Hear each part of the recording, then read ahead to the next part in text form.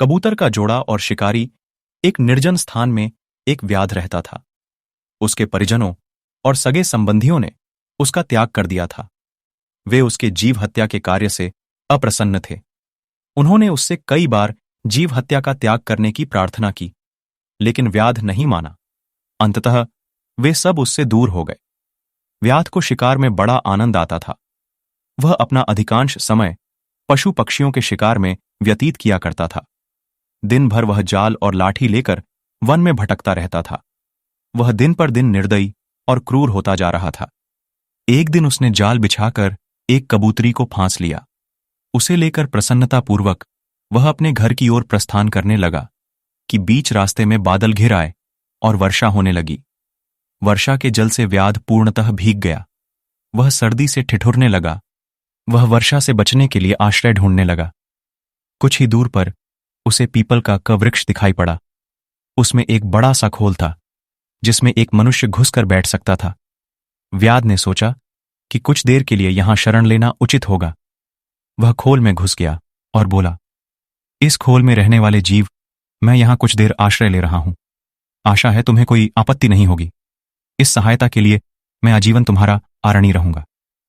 उस खोल उस कबूतरी का पति रहता था जिसे व्याध ने पकड़ लिया था। वह अपने पत्नी के बिछड़ जाने के कारण दुखी था और विलाप कर रहा था। कबूतरी ने जब स्वयं के प्रति अपने पति का प्रेम देखा तो भावुक हो गई। वह मन ही मन सोचने लगी कि मैं कितनी भाग्यशाली हूं जो मुझे इस जीवन में ऐसा प्रेम करने वाला पति मिला। इन्हें पाकर मेरा जीवन धन्य हो गया। वह अपने पति से बोली, स्वामी, विलाप मत करो, मैं यही हूं। इस व्याध ने मुझे जाल में पकड़ लिया है। कदाचित यह मेरे कर्मों का फल है, लेकिन आप मेरी चिंता में व्याकुल ना हो। अपना कर्तव्य निभाते हुए शरण में आए अतिथि की सेवा सत्कार करो, अन्यथा तुम पाप के भागी बनोगे। कबूतरी की बात मानकर कबूतर व्याध से बोला, वधिक, आपका स्वागत है। आप यहां निसंकोच विश्राम करें। यदि आपको किसी प्रकार का कष्ट हो तो मुझे बताएं, मैं उसके निवारण का हर संभव प्रयास करूंगा। व्याध बोला, मैं वर्षा के जल में भीग गया हुआ, मुझे ठंड लग रही है, कुछ ताप की व्यवस्था कर दो। कबूतर ने लकड़ियां जमा की और उसे जला दिया। अतिथि आग सेंकने लगा और उसकी ठंड दूर हो गई। फिर कबूतर ने सोचा कि अतिथि अवश्य भूखा होगा, मुझे इसके लिए भोजन की व्यवस्था करनी चाहिए। लेकिन उस समय उसके पास अन्न का एक दाना नहीं था। वह विचार करने लगा कि क्या करूं कि अतिथि की भूख शांत कर सकूं। कुछ देर विचार करने के बाद उसने निर्णय लिया कि अब तो कबूतरी भी मेरे साथ नहीं है। मैं जीवित रहकर क्या करूंगा? मुझे अपने ही शरीर त्याग कर व्याध का भोजन बन जाना चाहिए। यह सोचकर वह आग में कूद गया। उसका ये बलिदान देख व्याध की आत्मा व्याकुल हो गई। वह आत्मग्लानि में डूब गया और मन ही मन स्वयं को धिक्कारने लगा। उसी क्षण उसने कबूतरी को मुक्त कर दिया। कबूतरी ने जब अपने पति को आग में जलता हुआ देखा तो विलाप करने लगी और कहने लगी कि ये मेरे कर्मों का फल है जिसकी सजा आपको मिली। अब मैं अकेली इस संसार में जीकर क्या करूंगी?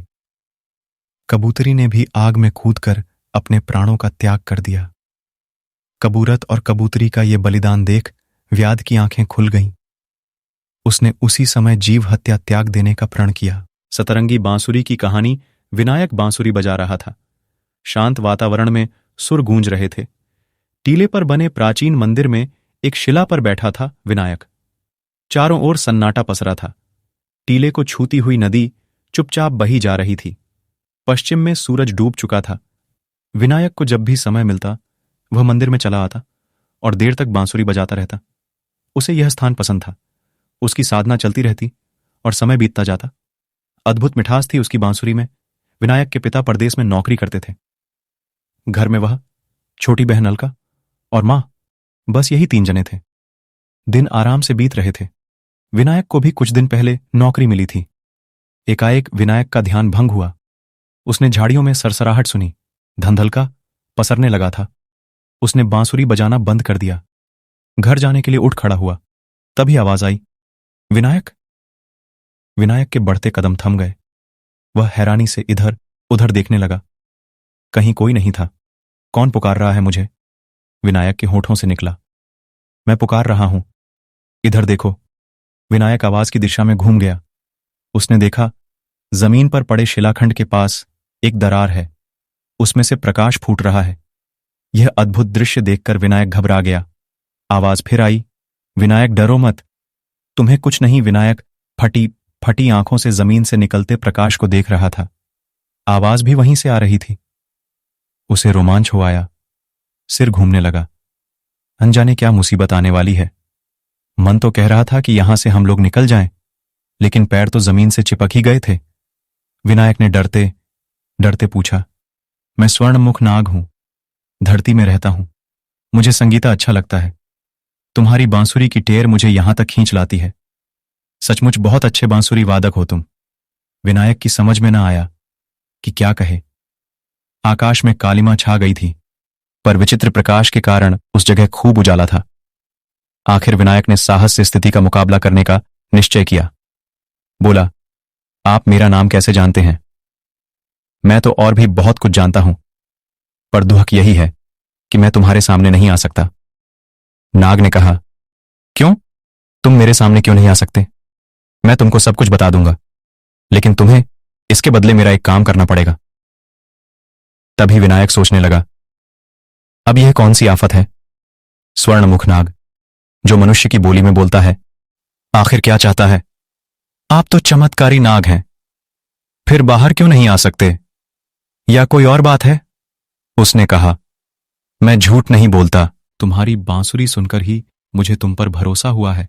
अच्छा, अपनी बांसुरी सुनकर ही मुझे तुम पर भरोसा हुआ है। अच्छा, अपनी बांसुरी दरार के पास रख दो।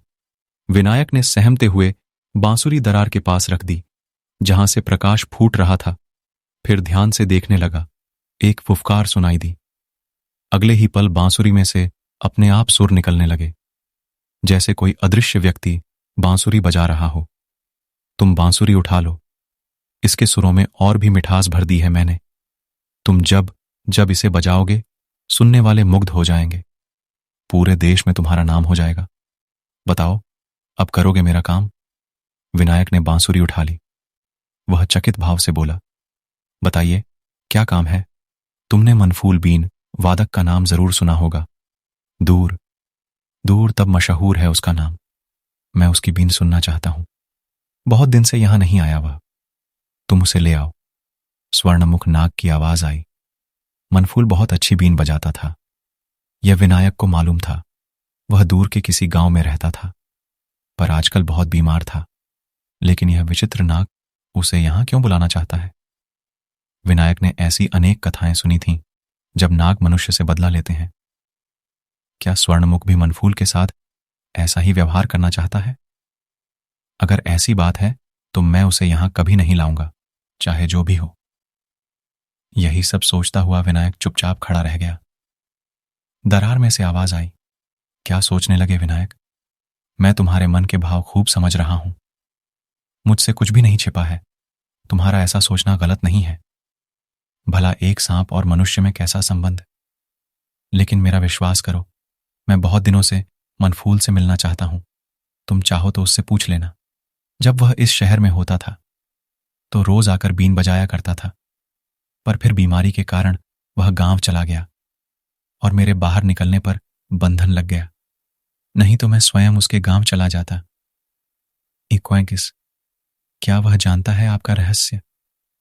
विनायक ने पूछा। नहीं, मैंने कभी बताना जरूरी नहीं समझा। शायद वह डर जाता और यहां फिर कभी ना आता।